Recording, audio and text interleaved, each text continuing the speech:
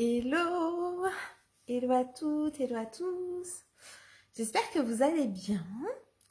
Si vous ne me connaissez pas, je suis Stéphanie Loyer, je suis la fondatrice de Raise Yourself et j'accompagne mes clients et mes clientes à réaliser leurs ambitions professionnelles et personnelles. Donc, je vous laisse le temps d'arriver. Si vous me regardez en live, faites-moi un petit coucou que je puisse me connecter à vous. Voilà, en direct en tout cas. Pour ceux qui me regardent en replay, je suis de tout cœur avec vous en replay.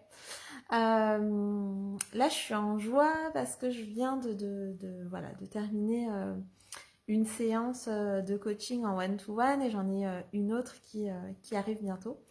Mais je voulais vous faire ce live parce que voilà, ça crie en moi là depuis quelques temps sur cette notion de vouloir plus, désirer plus, aller au-delà de ce qu'on a déjà. Donc, en fait, souvent pour se mettre en action, il y a deux, voilà, il y a deux, comment dire, il y a deux causes à ça. C'est soit que on est vraiment au pied du mur, on n'en peut plus et du coup, hop, on décide de passer à l'action. Soit c'est parce que on désire vraiment quelque chose et on a envie d'aller vers là. Et pour autant, on n'est pas si mal où on est, mais on sent qu'on a vraiment besoin d'aller vers cette évolution-là. Et la plupart du temps, en fait, enfin la plupart du temps, souvent, les gens ont plus de facilité à le faire quand ils sont au pied du mur, quand ils n'arrivent pas, voilà, ils se disent que de toute façon, ils n'ont plus le choix et du coup, ils y vont facilement. Mais la deuxième option pose un peu plus de cas de conscience. Parce que souvent, ce que j'entends, moi, c'est bah oui, mais je suis déjà pas si mal. Bah oui, mais par rapport à la plupart des gens, c'est déjà très bien. Et donc, il y a comme une espèce de culpabilité qui vient se loger quelque part en nous, qui vient nous dire, mais en fait, qui je suis moi pour vouloir plus, alors qu'il y a tant de personnes qui meurent de faim dans le monde, des pays qui sont en guerre, des gens qui sauvent des vies tous les jours, et donc c'est normal qu'ils méritent plus que moi. Enfin voilà, il y a toutes ces histoires en fait qu'on se raconte, alors qu'en réalité, c'est pas parce qu'on a plus, c'est pas parce qu'on veut plus, c'est pas parce qu'on devient plus, ou moins d'ailleurs, hein, que qu'on est une moins bonne personne, en fait, tout simplement. C'est pas personne ne mérite plus qu'une autre, mais tout le monde mérite d'avoir vraiment ce dont il désire. Donc déjà, ça suppose de savoir vraiment quels sont nos réels désirs et les nôtres, pas ceux des autres en fait. On a chacun des désirs différents. Par exemple, moi, une de mes coachs, une de mes mentors plutôt, elle, ce qu'elle veut, c'est être la première millionnaire de la campagne. Et voilà, et elle est végane, elle a planté des arbres, voilà, c'est génial. Une autre de mes coachs, elle, son rêve, c'était de partir à Tahiti avec sa maman, avec ses enfants, son mari. Et en fait, elle a mené ce projet à bien. Une autre encore de mes mentors a carrément acheté une île. Voilà, donc avec sa maison sur une île, voilà. Et en fait, il n'y en a pas une qui soit meilleure qu'une autre. C'est juste des désirs qui sont différents. Et donc, la première question à se poser, c'est quels sont mes désirs à moi? Mais réellement, ceux qui viennent pour moi, pas ceux qui me viennent de la société, pas ceux non plus juste parce que je veux faire original. Moi, par exemple, un de mes désirs depuis très longtemps, c'est d'avoir une maison au bord de la mer. Bon, je sais que c'est un des désirs communs avec plein d'autres personnes, mais pour autant, je vais pas changer ce désir-là pour paraître original. Maintenant, c'est vrai que je questionne de savoir, ok, si je vois qu'il y a beaucoup de personnes qui ont ce désir-là, de savoir est-ce que ça vient vraiment de moi ou est-ce que ça vient de l'image que j'ai envie de renvoyer en fait à la société. Donc ça, c'est déjà la première étape. Et en fait, c'est aussi de se dire, à un moment donné, c'est pas mal, le pourquoi pas, ça me suffit pas en fait. Ça me suffit pas. Et d'assumer en fait le fait que c'est pas parce qu'on est bien qu'on n'a pas envie d'être mieux. Et du coup, c'est qu'est-ce qu'on va mettre en place pour être mieux. Et du coup, dans ce qu'on va mettre en place, c'est déjà aussi venir un petit peu créer un pont pour traverser en fait cette croyance que bah, on a déjà assez, qu'on mérite pas, que, enfin j'en sais rien en fait, hein, les histoires que chacun va se raconter derrière tout ça, mais que ce serait peut-être indécent, enfin voilà, je sais pas, encore une fois, toutes les histoires que vous avez pu entendre autour de gagner plus d'argent, d'avoir plus de choses, d'être plus ceci, moins cela, voilà. Mais en fait, c'est vraiment de créer ce pont pour traverser en fait ces croyances-là qu'on n'est pas assez pour mériter finalement tout ce qu'on désire. On mérite tous d'avoir tout ce qu'on désire. Donc vraiment, ça, et peu importe d'où on part. Bon, voilà, moi, si vous me connaissez un peu, vous savez que le mantra de Raise Yourself, mon mantra à moi, celui qui me porte vraiment au quotidien, c'est tout est possible, peu importe d'où on part. Donc en fait, peu importe qu'on parte de zéro, qu'on parte, voilà, un petit peu comme le rêve américain de dire, bah voilà, moi je suis partie de zéro et du coup j'ai réussi à avoir tant de succès, tant de millions, peu importe. Mais c'est méritant aussi de partir déjà d'un endroit d'abondance pour vouloir encore plus. Enfin voilà, il y a pas un qui mérite plus que d'autres. Il n'y a pas. Après, il y a une question de qui on. Enfin voilà, de pouvoir admirer de telle ou telle place. Et en l'occurrence, voilà, enfin moi j'ai grandi en ZEP, voilà, donc cette notion de tout est possible, peu importe d'où on part, d'égalité des chances, c'est des questions qui moi me passionnent en fait et pour lesquelles j'ai envie d'œuvrer et pour lesquelles j'œuvre d'ailleurs au quotidien dans ma vie personnelle et aussi dans ma vie professionnelle. C'est aussi pour ça qu'existe Raise Yourself.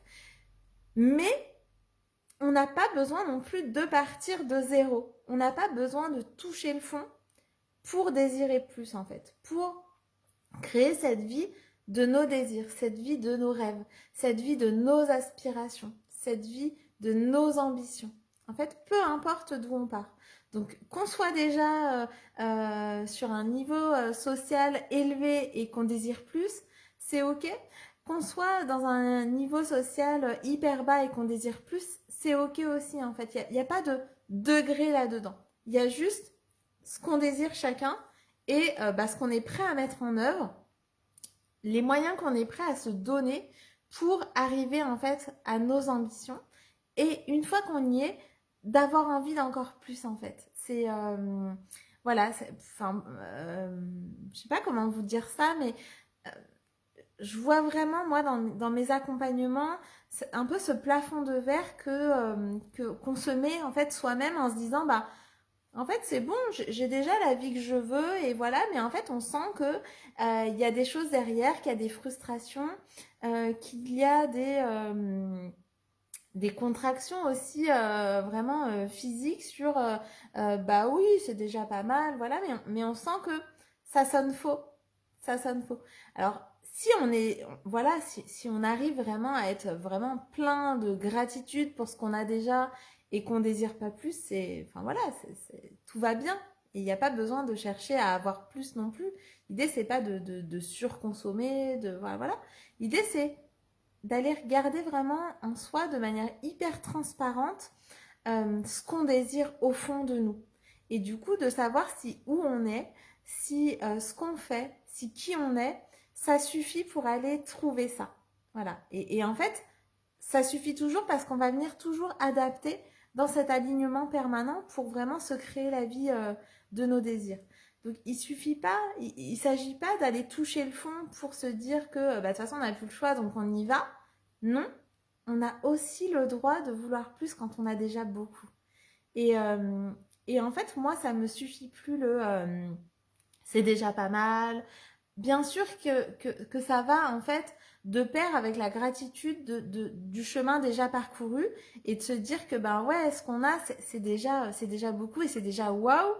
Et en même temps, on désire plus et on est dans cette excitation de désirer en fait cette vie qu'on a envie de se créer. Voilà. Et de pas être dans la culpabilité, parce que des fois c'est un peu de la fausse gratitude, de se dire oui, bah c'est déjà pas mal, mais en fait on sent qu'en nous ça sonne faux.